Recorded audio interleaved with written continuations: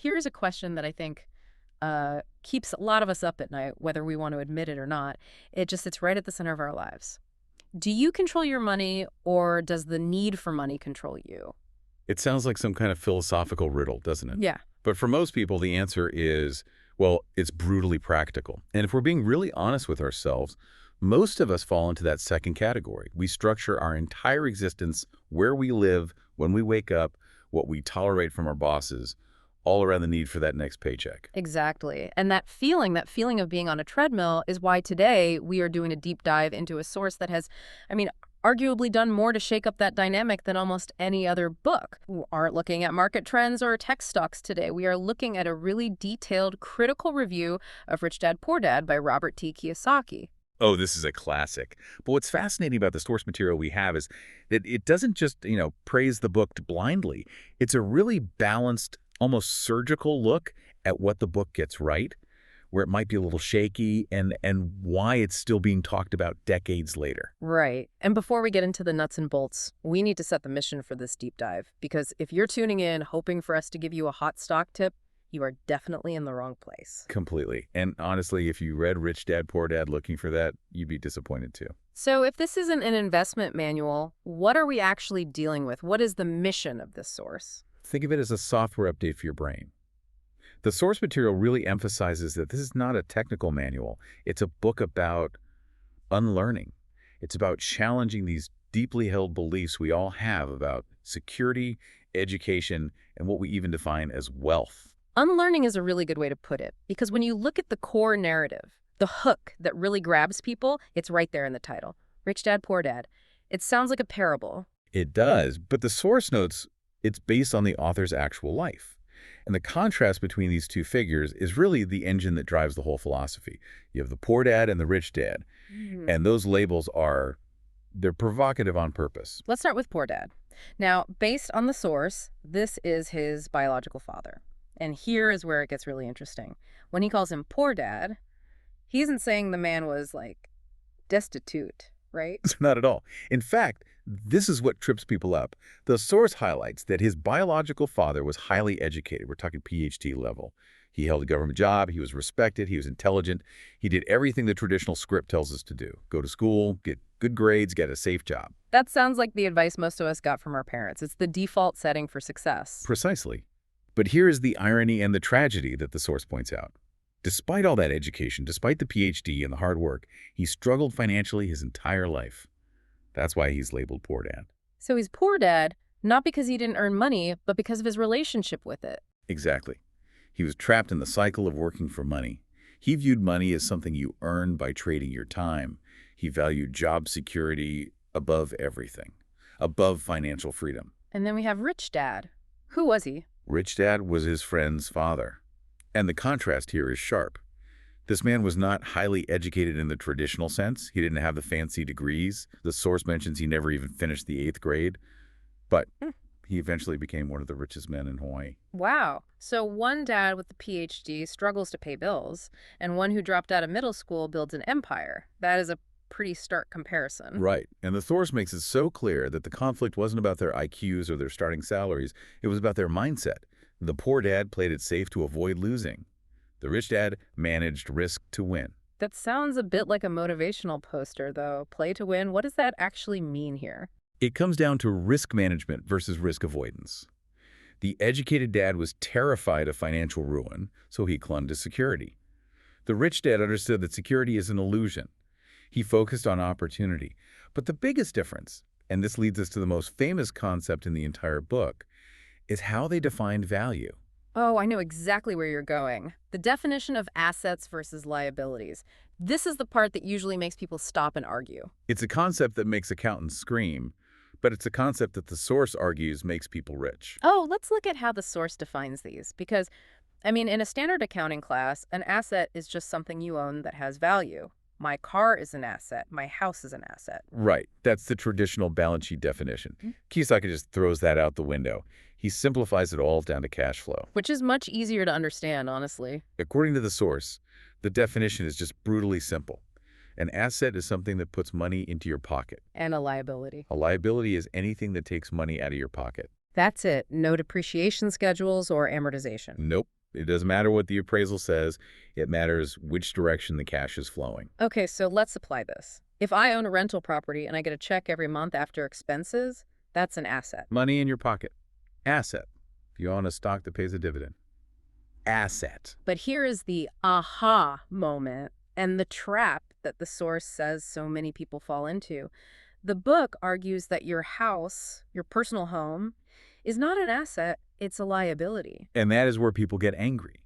Because we are culturally conditioned to believe that our home is our biggest investment. It's the American dream. But look at the definition again. Does your house put money in your pocket every month? No, it takes money out. Mortgage, taxes, insurance, repairs. Exactly. Even if you pay off the mortgage, you still have property taxes, you still have insurance, you still need to fix the roof when it leaks. Money is flowing out. That's a tough pill to swallow for a lot of people. It is. Now, the source clarifies he isn't saying don't buy a home. He's saying don't call it an investment. It's a luxury. It's a place to live. But if you think buying a bigger house is building wealth, you are mistaken. You are just increasing your overhead. And the source mentions luxury cars as well, which is more obvious. But the house example is the one that really illustrates the trap. And this leads to what the source calls the rat race. The rat race is the direct result of confusing assets and liabilities. The source explains that the poor middle class work hard to buy liabilities they think are assets. They get a promotion, so they buy a bigger house and a nicer car, thinking, look at all this wealth I have. But all they've really done is increase their monthly expenses. Exactly. Now they have a higher mortgage, higher car payments, so they have to work harder at their job to pay for the things that are draining their pockets. They're running on a treadmill. The faster they run, the faster the treadmill goes, but they never actually move forward. Meanwhile, what is the rich person doing? Because they buy nice houses and cars too, eventually. The rich don't work for money to buy those things directly. They focus their energy on acquiring real assets, first things that generate income. They let their assets buy their luxuries. So the rich dad wouldn't buy the Porsche with his salary. No, he would buy an apartment building or invest in a business. Then he would use the cash flow from that asset to pay for the Porsche. He gets the car, but he still owns the asset that paid for it. That is a complete inversion of how most of us operate. We work, we get paid, we spend. They buy assets, the assets pay, and they get the stuff for free, essentially. And the assets keep growing. It's the idea that your money should be working for you rather than you slaving away for it. It's about building a machine that prints money rather than being the machine yourself. That's a powerful image. But this raises a huge question, and the source touches on this. Why don't we know this? Why didn't I learn about cash flow in 10th grade? I learned about the Battle of Hastings, but not how to read a balance sheet. That is the systemic critique the book offers. The source material is very clear on this. Kiyosaki strongly criticizes the education system. What's the specific beef he has with schools? Is it just that they are outdated? It's deeper than that. Huh. The argument is that schools are designed to create good employees, not good investors. I mean, think about the structure. You are taught to sit still, follow instructions, take tests alone, and avoid making mistakes. Right. And in the real world of investing, you have to collaborate, you have to take risks, and you learn by making mistakes. Exactly. The curriculum teaches you a trade or a profession. It teaches you how to be a nurse, an engineer, a lawyer. But financial literacy, understanding how money actually moves, taxes, investing, is completely absent. It's true. You can graduate with a master's degree and not know the difference between capital gains and ordinary income. Or understand how tax incentives work for business owners versus employees. The source points out that this lack of education is why poor dad, the educated one, struggled. He had professional literacy, but zero financial literacy. So if the school system is training us to be employees, how does the book suggest we break out of that? The review mentions a concept called work to learn, not to earn. This is one of my favorite points in the source because it's so counterintuitive. It suggests a complete shift in how you view your job. Most people look for a job based on one thing: the salary. Who pays the most? Right. That's the standard advice. Get the highest offer. But the book suggests taking a job for the skills you can acquire, even if the pay is lower. What kind of skills are we talking about here? The source specifically lists things like sales, marketing, and leadership. Sales makes sense, but I know a lot of people look down on sales. It feels pushy or maybe beneath someone with a shiny degree. And that ego is exactly what keeps people poor, according to the source. If you can sell a product, an idea, yourself, You can generate revenue anywhere. If you can't sell, you are dependent on someone else to give you a paycheck. So the advice is to treat employment as a paid internship for your future life as an investor. Precisely. You might take a job at a corporation not to climb the ladder, but to learn how their systems work so you can go out and build your own. You are stealing their knowledge while getting paid. That really reframes the whole 9 to 5 grind. But doing that requires overcoming a massive barrier. And this brings us to the psychology of wealth that the source discusses. Yes, the emotional side of money. We like to think money is math, but it's mostly emotion. The review explicitly mentions fear. Fear is a big one. It's the dominant emotion, the fear of losing money, the fear of failure, the fear of what other people will think. And the source argues that this fear is what keeps people in that safe route. Right, because if you are terrified of losing money, what do? You don't invest, you don't start a business, you put your money in a low-interest savings account where it's safe, and you cling to your job security. But the wealthy have fear too, right? It's not like they are robots. Of course. But the source makes a key distinction. Rich people don't avoid risk completely. They learn to manage it. That's a subtle but huge difference. Avoiding risk versus managing risk. Think about it like driving. Driving is risky. You could crash. If you avoided all risk, you'd never leave your driveway. Managing risk means you learn to drive well, you wear a seatbelt, and you pay attention. So in finance, managing risk means educating yourself. Exactly. If you understand the deal, if you understand the market, the risk goes down. The rich use fear to force themselves to learn more. The poor use fear to stop themselves from acting. So we've got the two dads, the assets versus liabilities, the failure of the school system, and the fear factor. It sounds like a pretty compelling argument, but we need to do a reality check. The source for our deep dive is a critical review, and it doesn't just sing the book's praises. No, and that's important. We need to look at this objectively. There are some valid criticisms. Let's start with the strengths. Why has this book stuck around for so long? Well, the source highlights that its greatest strength is its simplicity. It's conversational, story-based, easy to understand. It's not dry. It's accessible. You don't need an MBA to get it. Exactly. It's great for beginners.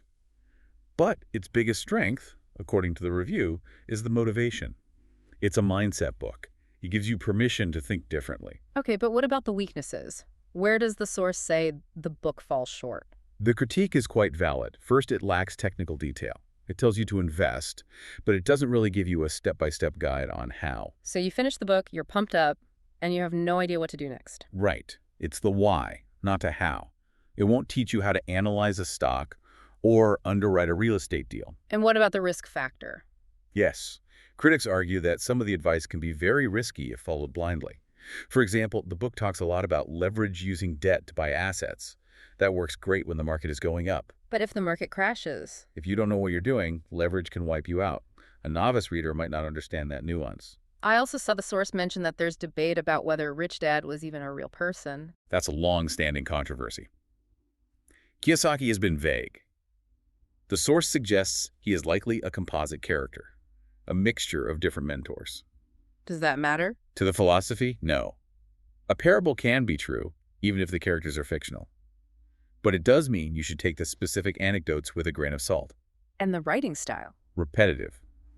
The source notes he hammers the same points, assets, liabilities, cash flow over and over and over again. Maybe that's necessary, though. If you're trying to deprogram someone, you might need to repeat the new message 100 times. That's the generous interpretation. It's a pedagogical tool.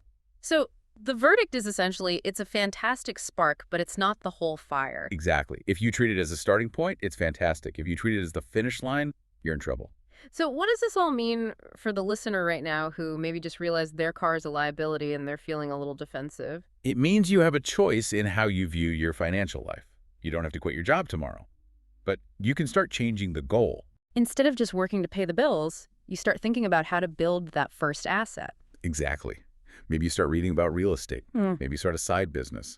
You take the surplus from your salary and instead of buying a bigger TV, you buy a course on investing. It's about breaking that salary-only trance, shifting from being a consumer to being an investor. And remember, knowledge is only valuable when applied. The book gives you the spark, but you have to build the fire. You have to go out and get that financial literacy that school didn't give you. That is the key takeaway. The book is the invitation, not the destination. Well put. Yeah. And you have to be willing to look foolish, to ask dumb questions about money. Yeah, I think that's a liberating thought. You don't have to know everything. You just have to be willing to learn. And willing to fail small so you can win big later. Before we wrap up, I want to leave you with a thought that really captures the essence of this deep dive. It's a question derived straight from this concept of assets and liabilities. It's a bit of a mirror for your life. It's a tough question to answer, honestly. If you stopped working today, right now, would your assets feed you or would your liabilities eat you? That really frames it perfectly. Most people, if they stopped working, would be eaten by their liabilities within a month or two. And the goal, the mission of Rich Dad, is to get to a point where the answer is, my assets would feed me. That is true freedom. It's not about the private jet, it's about ownership of your time. So the next time you're about to tap your card for something shiny, just pause. Ask yourself, is this putting money in my pocket or taking it out?